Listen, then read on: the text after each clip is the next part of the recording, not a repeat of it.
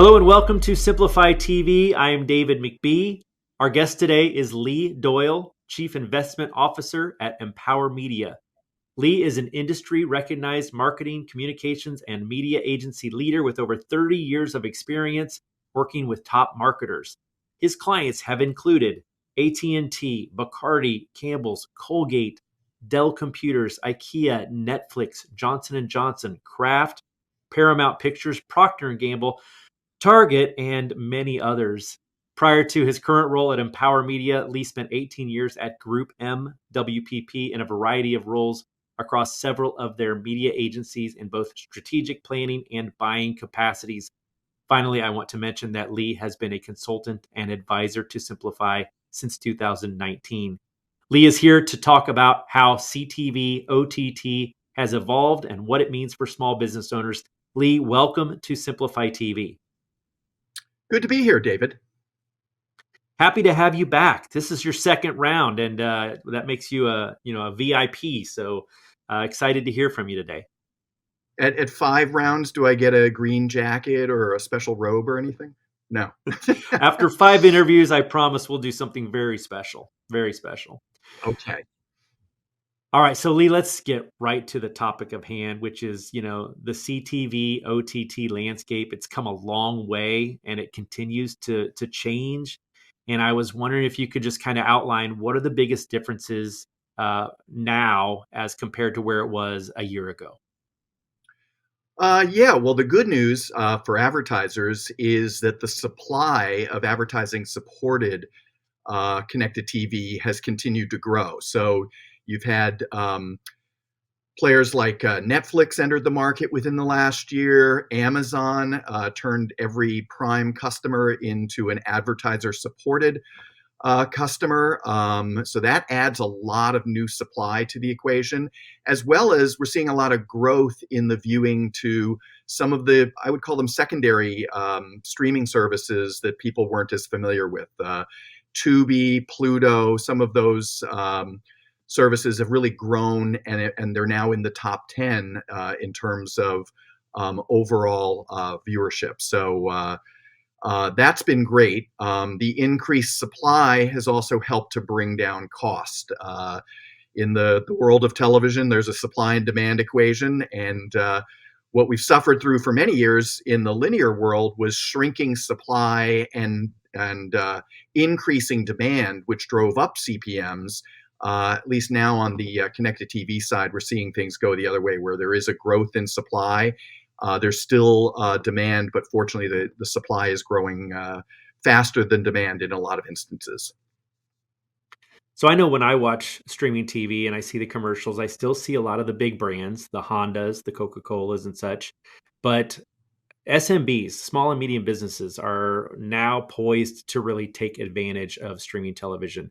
Is it the time for them to do so? Absolutely. I think streaming TV and connected TV really opened the door to a business of any size being involved in television. That didn't used to be the case when we were in a linear only world. In order to use television effectively, you had to buy it at a full market, a full DMA level, which for a lot of very small businesses, if they only have a handful of locations, let's say in Chicago, it isn't cost effective for them to advertise in the entire Chicago market. Whereas with connected TV, we can do very, very precise geo-targeting, which allows us to keep the cost under control, keep it really narrowed to their trade zone. So I think this opens, the door to a whole new slew of advertisers that otherwise wouldn't be in television at all. It's democratizing television to a certain degree, allowing a lot of smaller businesses to get in there, and even ones where it isn't a narrow geographic footprint, where it's a very selective audience. Some of the early adopters of things like addressable TV were companies like American Express, where for a gold or a platinum card, you had to have a certain credit score in order to even be a potential customer or a potential target. And through some more precise targeting, even at a national scale, you can really narrow down your audiences to the folks who are really viable as potential consumers of products and services. So let's talk real briefly directly to those SMBs. A lot of them have felt like television was out of reach for them in the past. Now we've got smaller geos that they can target. It's less expensive. Are there any other benefits for a small and medium business to really take advantage of this channel?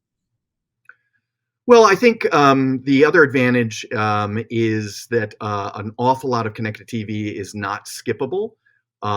So you're really getting exposure, and it's a lean back environment. When people are watching on the big screen, yeah, they may have the remote control in hand, but it isn't quite the same as trying to reach somebody on a mobile device or on a laptop. And often on a mobile device, when people are out and around, they're too busy doing other things to really focus on video messages that come up. They try to, zip through them as fast as they can.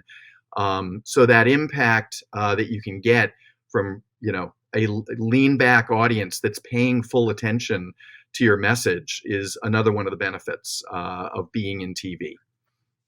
Yeah, and that's valuable for American Express or the little Mexican restaurant down the street. Yeah. Yeah, for anybody. I mean, we were, in the age of DVRs, which haven't entirely gone away, but, that was the fear that, everything is going to be skipped through. No one's going to see my commercials. And what's evolved as streaming evolved is, well, we have to protect the publishers have to protect their revenue. And the only way to protect it is make sure that the advertising that's in it is working effectively for the people that are investing in it, or the consumer, the companies that are investing in it. So they've been a lot better, I think, as they've evolved their model to a streaming model to make sure that the other thing that has been good when you're comparing to linear TV is in many instances a lower commercial load. So we're not hitting advertisers with as many different messages in the average hour on a lot of these platforms. Greater attentiveness, fewer things that you're competing with for their attention. Yeah, when I first saw that Amazon Prime had commercials, I was like, hang on a second. I'm willing to pay to not see those, which is ironic considering how I make a living, right? But that doesn't even seem to be a choice. But there's so few commercials I've been able to tolerate it. So Well, I think one of the other things, and this is how another way that streaming has evolved. The early adopters that jumped into streaming, oftentimes you would see the same message multiple times within a single hour. What people have got to get better at and have been getting better at is capping frequency. And that's another way that the effectiveness of connected TV can be improved to make sure, you're not just bombarding the same people over and over, that you are ideally achieving some broader reach. thank you for saying that. I remember there was one brand, and I won't call them out, but I was like, I am not going to go buy a hamburger at your restaurant because I am so tired of your theme song. All right, I'm going to shift gears a little bit. I want to know what advice you have for an advertiser who is running television to tell if the campaign is actually working. Yeah, I mean, there's a growing number of platforms that are starting to develop shoppable solutions. I think that's really still in its infancy. I think of that those sorts of things as sort of still in beta, if you will. There are advertisers that are starting to incorporate QR codes as a response mechanism in their ads. So those are great. If you're more of an e-commerce play, if you're more of a direct consumer play where, you're selling online, for most of the advertisers that we're currently working with, and frankly, where most of the ad dollars are, when you look at things from a big picture perspective, they're coming from what I would call brand building um, efforts. And when I say brand building, it sounds like a soft thing. It sounds like, oh, I'm building brand. I don't know how that translates to sales. So what a lot of them are doing is media mix modeling, similar to what they've been doing for years. A lot of sophisticated advertisers have been using that tool and really looking at the correlation between their sales data and their media placement data. And so that's a really good way to assess how is connected TV performing relative to what I can do with online display, online video, perhaps linear TV, any channels that I'm in that I can capture enough granular data to do that kind of analysis. That's a pretty good way of going at it. But you really do have to interrogate those models and look beyond just the final ROAS, or return on advertising spend calculation, and understand what's inside of it. And by that, I mean, is price the thing that's holding back ROAS? Because a lot of connected TV is premium priced relative to other channels like display, online video, and linear TV. Or is it getting, a really good lift? And looking at those two independently is another way to consider, how can I fine tune, how can I improve the effectiveness of that investment? I really like your comment about the media mix. Could you explain how a CTV advertiser can pair display with their CTV campaign in order to drive web traffic? Well, yeah, a lot of it is using retargeting. So certainly, we look at anything, any engagement that we're getting from any of our messages, and what's the sort of really thinking through the customer journey, if you will. What have they seen? What else can we show them that might close the sale? So there are some different approaches. I mean, one of them is, hey, anybody who's interacted, who's in my consumer database, I'm going to target them or build lookalikes to target them in connected TV, just like I would in any other programmatic medium. And then the flip side is, if I know which households have been exposed to my connected TV ad, I can then retarget them with display or online video to hopefully close the sale and bring them to the website for either more information or to make an actual purchase there. So kind of working it in both different directions. That's great advice. All right, final topic.